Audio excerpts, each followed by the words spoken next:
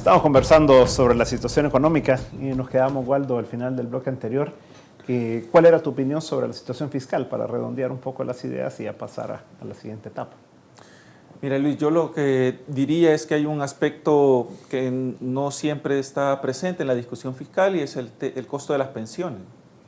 Porque ahora mismo el país está gastando alrededor de 400 millones de dólares, o sea, 2 puntos del PIB en pagar pensiones, y como no tiene, toma deuda. Anualmente. Anualmente.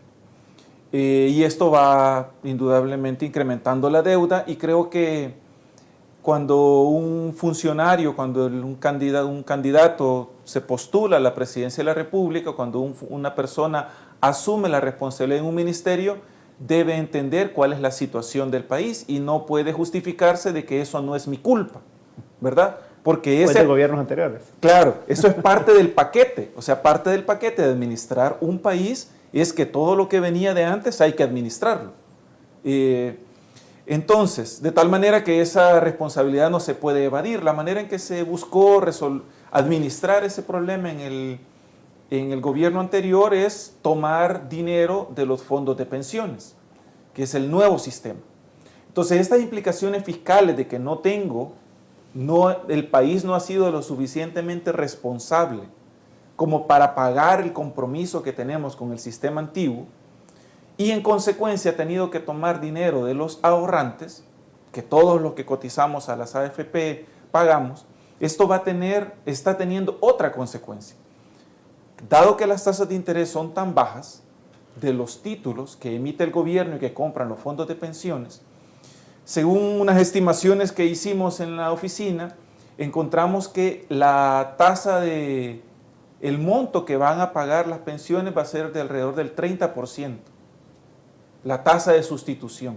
Cuando se retira una persona va a recibir el 30% del sueldo. Exactamente, si una persona hoy mismo se gana $400 al mes y hoy se va a pensionar, con esta historia que tenemos de tasa de interés, pues va a recibir $120 de pensión. Esa va a ser el monto de la pensión.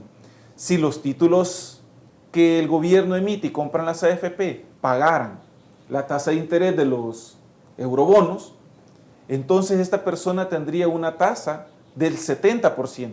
Eso quiere decir que en vez de recibir 120, recibiría $280 de pensión, lo cual es una diferencia enorme. ¿Quién se queda con la diferencia entre los 280 y los 120? Pues el gobierno. Claro, cuando nos pensionemos en 5 años, en 10 años, los ciudadanos que hemos contribuido con solo 10% de nuestro salario, la opinión pública va a ser que ese dinero se lo están quedando las AFPs. Pero lo cierto es que mientras tanto estamos financiando al gobierno.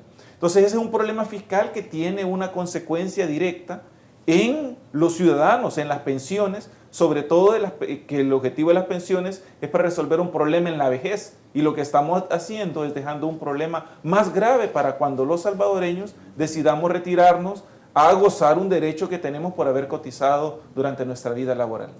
Sí, porque estos bonos se colocaron a casi el 6%, 5.8750, casi el 6%, y pagan 1.40, casi 1.38, 1.39. La cuarta parte. Entonces sí es una diferencia significativa en un plazo largo de tiempo, de 30 años o lo que la persona cotice, pues.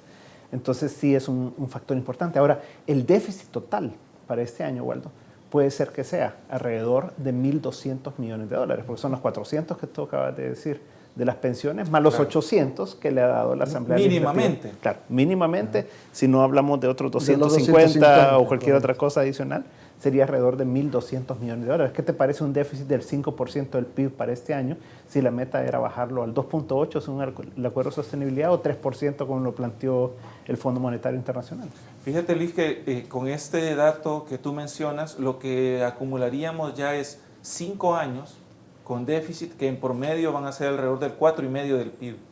Los organismos internacionales siempre han mencionado durante las décadas anteriores que un déficit sobre el 3% es un problema fiscal que conduce al país a un enorme riesgo.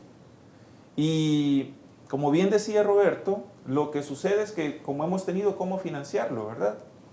Pero ¿qué va a pasar cuando no tengamos cómo financiarlo? Que el gobierno no va a tener para pagar los salarios. que el gobierno no va a tener cómo comprar bienes y servicios, pagar la energía eléctrica.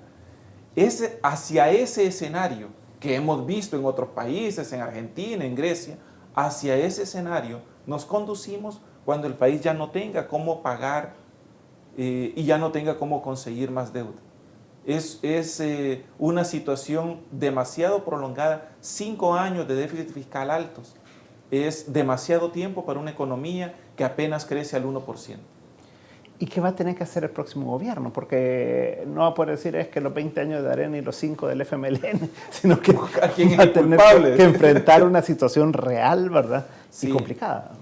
Mira, hay muchas ideas, digamos. Yo creo que este país ha producido durante este tiempo muchas ideas de cuáles son las principales áreas en las cuales hay que trabajar.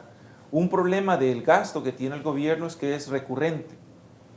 O sea que si yo este año subsidio el transporte colectivo de pasajeros, el otro año también lo tengo que subsidiar y el siguiente año también lo tengo que subsidiar. Es una necesidad que ante la presión de la ciudadanía, el político responde regalando dinero. Entonces, los recursos que serán menos más adelante deberían enfocarse a solucionar los problemas, de tal manera que ya no tengamos un gasto recurrente. Pues si yo estoy destinando un dinero para el subsidio de los buses, pues debo buscar que ese dinero sea utilizado para resolver el problema de transporte y tener un sistema de transporte moderno que preste un servicio adecuado a la ciudadanía. Y entonces, después de un tiempo, ya no voy a tener que realizar ese mismo gasto. Ese es el tipo de soluciones que resuelven una parte del gasto, ese gasto recurrente. Y otra parte del gasto tiene que ver con la tentación que tiene el gobierno de quedar bien con los ciudadanos, sin importar los costos que va a tener el país en los años siguientes. Y esos gastos también hay que cortarlos. ¿Tú cómo visualizas, Roberto, lo que viene? O sea, ¿cómo visualizas que va a recibir el próximo gobierno la situación fiscal y el país en general, ¿verdad? ¿Y qué es lo que habría que hacer? Pues, o sea, así como va a necesitar un programa de shock o lo puede espaciar en los 5 años de su administración, ¿por dónde crees que debería ir el próximo gobierno? Bueno, una situación bastante complicada, ¿verdad? La perspectiva, digamos, hacia adelante en general para cualquier gobierno, para este mismo o para un gobierno alterno, digamos. Hay cosas con las que va a tener que vivir, digamos. Entonces, yo pensaría que lo primero que hay que tratar de eliminar es ese entorno negativo de inversión, ese clima de inversión que está bastante cargado de negatividad y de incertidumbre. Entonces hay que buscar la manera de que eso se resuelva. Entonces ese debería ser, digamos, un punto importante en términos de cómo empujar el crecimiento, cómo empujar la inversión. Ese es un punto central. No es fácil hacerlo, pero creo que hay oportunidades ahí que se prestan para que eso se pueda hacer. No es digamos, fácil hacerlo porque no hay una medida así que vamos a decir, bueno, que se pueda decir con esto se puede arreglar el problema, sino que es de un conjunto crear un ambiente de confianza, digamos, para la inversión. Creo que eso es fundamental. Y luego pienso yo que en términos de las finanzas públicas, allí no hay manera más que ajustar fiscalmente, porque no se puede sostener de esa manera. Un día te viene la noticia de que la liquidez internacional, que ya no hay mucho dinero circulando en el mundo, y entonces estás en graves problemas. Entonces tenés que adelantarte y empezar a resolver ese problema y hacerlo seriamente, pues.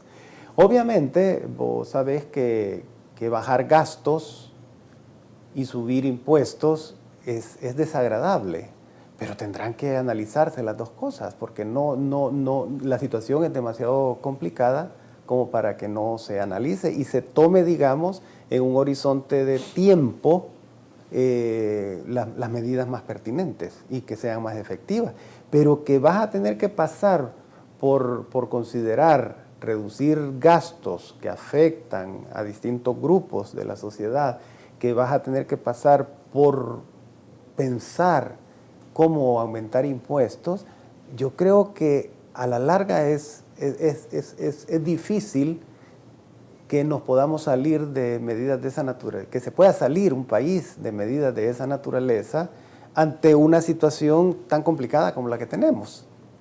Una situación tan complicada como la que tenemos, no creo que se pueda pasar. Entonces yo pensaría, tal vez digamos, yo digo shock o programado en el tiempo, ese es digamos otra cuestión. Lo que sí me queda claro a mí que cualquier gobierno va a tener que pasar por un ajuste de naturaleza. Bueno, el expresidente del Banco Central lo planteó muy claramente en una entrevista que le hicieron antes de retirarse. Eso no se lo quita el país, y yo creo que en algún momento se va a pasar por eso. Obviamente eso tiene costos políticos, eso tiene dificultades, digamos, porque hay grupos que presionan porque no se muevan en cada una de esas direcciones. Es la economía política del problema fiscal,